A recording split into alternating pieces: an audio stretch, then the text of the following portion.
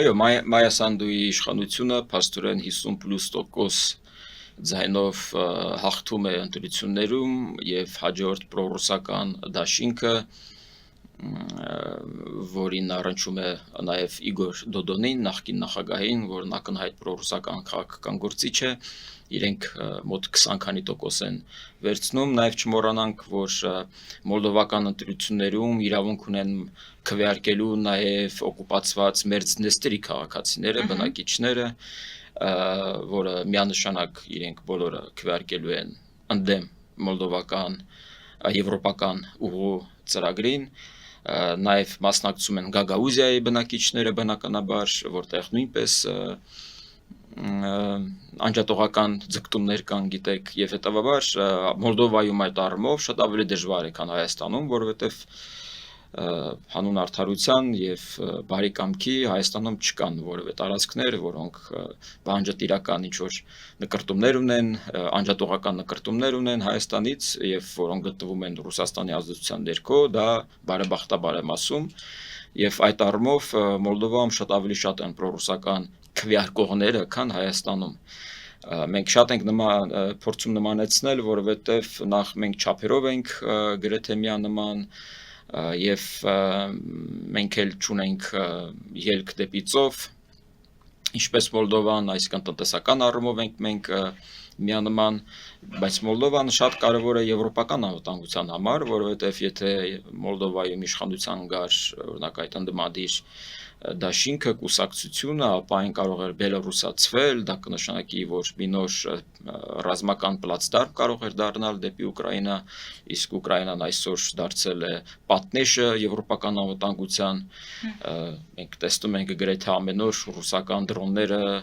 հատում են ՆԱՏՕ-ի տարածքը, այսինքն այն ինչ մենք քանիցս այստեղ խոսել ենք, որ իրականում Ռուսաստանի Դաշնության ցանկությունը ոչ թե Դոնեցկը, Լուհանսկը, Ղրիմը կամ էլ մնացած տարածքները, որոնք նա անօրինական կերպով մցրել է Ռուսաստանի Դաշնության սահմանադրության կազմի մեջ, այլ ամբողջ Ուկրաինան է եւ Ուկրաինայից հետո նաեւ հետխորհրդային տարածքներն են, ՆԱՏՕ-ի անդամ երկրներն են, մասնավորապես Բալթյան երկրները, Ֆինլանդիան, Բուլղարիան, Ռումինիան, դա միանշանակ է եւ իրենց գործունեությամբ ցուցադրում են, որ դա է հենց իրենց նպատակը։ Մեր համար կարեւոր է, որ Մոլդովան կանգուն մնաց, ինչպես կանգուն մնաց Ուկրաինան, որովհետեւ եթե օրինակ Ուկրաինան Կիևը եթե ընկներ 3 օրում կամ 3 շաբաթում կամ դիցուկ 3 ամսում, ապա միանշանակ է, որ հաջորդ հարվածը լիներ հենց Մոլդովային, հաջորդ հարվածը կլիներ արդեն Վրաստանին, հետո Հայաստանին, եւ մենք պարզապես այդ հնարավորությունը օրինակ հիմա չէինք ունենա հանգիստ խոսել այս թեմաներից եւ թարապես այս թեմաները չէին լինի, որովհետեւ մենք լինենք օկուպացված։ Չմոռանանք, որ 1920 թվականին մենք կորցրեցինք մեր անկախությունը, երբ Կարմիր բանակը սկզբից օկուպացրեց Ադրբեջանը, հետո օկուպացրեց Հայաստանը։ Եվ այս դրությամբ նա սկզբից կգրավեր արդեն Վրաստանը, հետո կգրավեր Հայաստանը, կարծում եմ Ադրբեջանը չէր գրավի, որովհետև այդ ժամանակ էր հենց որ նա ստորագրում էր Ռուսաստանի հետ, գիտեք, Ուկրաինա ներխուժելուց 1 օր շուտ նա ստորագրում էր ռազմավարական դաշնակցության համաձայնագիրը, նաև Ադրբեջանը շատ ուժեղ կապեր ունի Թուրքիայի հետ, կարծում եմ Թուրքիան թույլ չէր տա, բայց մենք կարողացել ենք ձերբազատվել այդ վտանգից, այն ամբողջությամբ չի չզոքացվել, որովհետև նույնիսկ ուկրաինական ամբողջական հաղթանակի դեպքում դա չի նշանակի, որ Ռուսաստանը կհամաձայնվի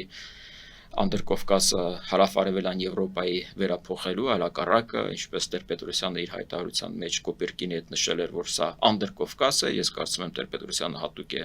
ընտրել այդ տերմինը, հասկանալով, որ դա կապվում է հենց ցարական Ռուսաստանի, կոմունիստական Ռուսաստանի ժամանակաշրջանի հետ եւ սա պայքար է, մենք պետք է դիմագրավենք, թարապես ես կարծում եմ, որ Հայաստանն ու Մոլդովան, Հայաստանն ու Ուկրաինան պետք է բարձրացնեն իրենց հարաբերությունները ռազմավարական երկխոսության, դա է մակարդակն է, որը մինչև վերջերս մենք ունենք Միացյալ Թագավորության հետ, որը բոլորին վերջերս բարձրացվեց ռազմավարական համագործակցության, ես կարծում եմ, որ Մոլդովան եւ Ուկրաինան այդ առումով շատ կարեւոր են նաեւ փորձի փոխանցման շրջանակում, որովհետեւ այն հիբրիդային հարձակումները, որոնց առնչվում է առերեսվում է Մոլդովան, գրեթե նույնը կատարվում է այստեղ։ եւ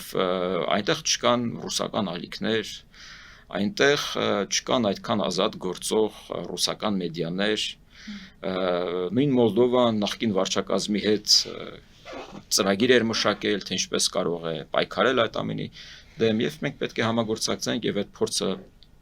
ընդօրինակենք եւ իմպլեմենտացնենք արդեն Հայաստանում։ Ֆելիչե ժամանակակից ատամնաբուժական կլինիկա։ Այստեղ հարմարավետությունն ու խնամքն առաջնային են։ Այստեղ կիրառվում են ատամնաբուժական ամենաժամանակակից տեխնոլոգիաներ, ճշգրիտ ախտորոշում, արդյունավետ բուժում, նուրբ փորձառություն եւ անհատական մոտեցում։ Սկսած սովորական մանրուքներից մինչև առաջադեմ ընթացակարգեր, այստեղ դուք գտնվում եք բարձր որակավորում ունեցող եւ փորձառու ատամնաբուժական մասնագետների ձեռքերում։ Մեր բարեկամական եւ հյուրընկալ անձնակազմն այստեղ է յուրաքանչյուր այցը հաճելի դարձնելու համար։ Ֆելիչե, ձեր առողջ եւ ամենաերջանիկ շպիտը սկսվում է այստեղից։ Եկեք եւ բացահայտեք նորարարության փորձագիտության եւ կարեկցանքի կատարյալ համադրությունը։ Երևան շիփինգ, սենսացիա ստեղ, հա։ Այո, ճիշտ եք եկել։ Սանդրոցներ Երևան ուղարկելը $2.99 օթանավով։ Այո, Իսկ եթե դոլար ուղարկես, դոլար ստանան։ այո, Իսկ որ տանեն տուն հասցնեն, էլի մի տոկոս, հա։ 2%։ Երասը ծրի է, էլի։ Ժողովուրդ սենսացիա, ծրի է։ Նորթ Հոլիվուդ Գլենդել։ Ջակփաթ հագուստի խանութը երկրորդ մասնաճյուղն է բացել Գլենդելի սրտում, որտեղ կարող եք ձեռք բերել եվրոպական եւ ամերիկյան ընտիր հագուստեղեն, կոշկեղեն, աքսեսուարներ, պայուսակներ ամենահարմար արժեքներով։ Նաեւ կարող եք ցանկացած ապրանք պատվիրել եւ ձեռք բերել կարճ ժամանակում։ Ջակփաթի Գլենդելի հասցեն է 1135 North Pacific Avenue, հեռախոս 818 813 2252։ Ջակփաթ հագուստի լավագույն կենտրոնը Գլենդելում։ 60-ից ավելի ճանաչված եվրոպական բրենդների ինքնատիպ, չկրկնվող եւ մատչելի ընտրանին Fortuna Home and Country House խանութ սրահում։ Նորավոճ սպասք եւ կահույք հորեկա բնագավառի համար, տեքստիլ տնտեսական ապրանքներ, ամեն ինչ գեղեցիկ կյանքի համար։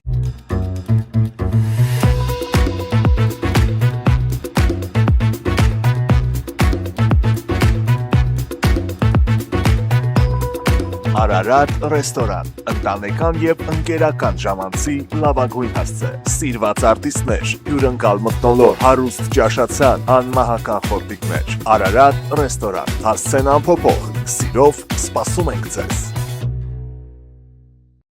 Լավագույն պաղպաղակ, բնական, համեղ եւ մատչելի գներով պաղպաղակը կարող եք ձեռք բերել բոլոր հայկական խանութներում։ Պահանջեք հայկական պաղպաղակ, Թամարա պաղպաղակ։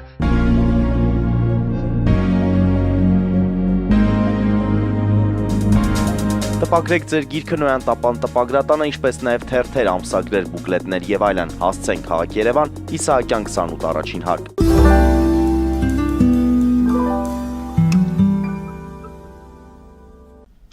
Ներքաղաքական խնդիրներին գալով, պարոն Բլեյան, սպանություններ տեղի ունեցան Հայաստանում, հիմա ընդդիմությունը պնդում է, որ մասնավորապես Փարաքար խոշորացված համայնքի ղեկավարի սպանությունը քաղաքական է, իշխանությունը կամ բանտարկում է ընդդիմախոսներին, կամ սպանում է, իշխանություններն ասում են, որ դա անձնական խնդիրներով էր, վենդետա էր, սրվել է նաև Նիկոլ Փաշինյան, նախկին նախագահներ այդ բանավեճը կամ հակադրությունը, ընդհանուր առմամբ մեզ ինչ մթնոլորտ է սպասվում ընտրություններին ընդառաջ, ինչով է այս ամենը վտանգավոր, եթե իշխանության կամ ընդդիմության այս մթնոլորտը ձեռնտու է, որովհետև հստակ բաժանում է լինում եւ ըստ այդմ նրանք կարող են հանրությանը բաժանել երկու մասի եւ ստանալ համապատասխան քվեներ, ապա ում ուսերին է մնում բեռը հանրությանը առողջացնելու այս մթնոլորտի վերջը տալու։ Միանշանակ ընդդիմությունը զուգահեռ իրականությունում է ապրում, երբ փորձում է Մերձավանի սպանությունը քաղաքականացնել, որտեղ ակներև է, որ այնտեղ չկա որևէ քաղաքական նրբերանգ,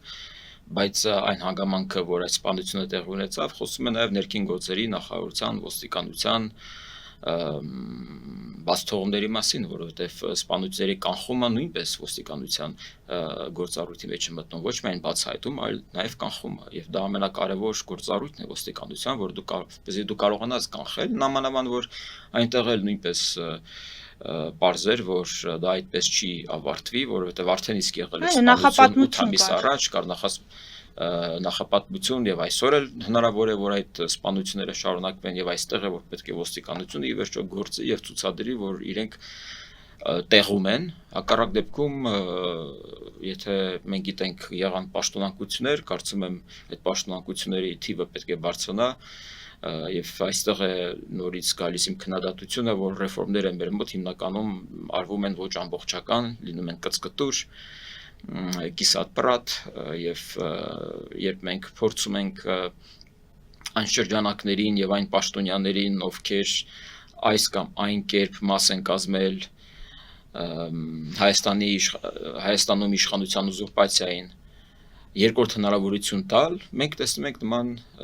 գործելավոճ նման արդյունք իրենք չպետք է մասնակցեն որևէ process-ների, թե քաղաքական, թե ընդհանրապես կառավարման process-ներին իրենք չպետք է հնարավորություն ունենան մասնակցելու։ Դա միանշանակ է։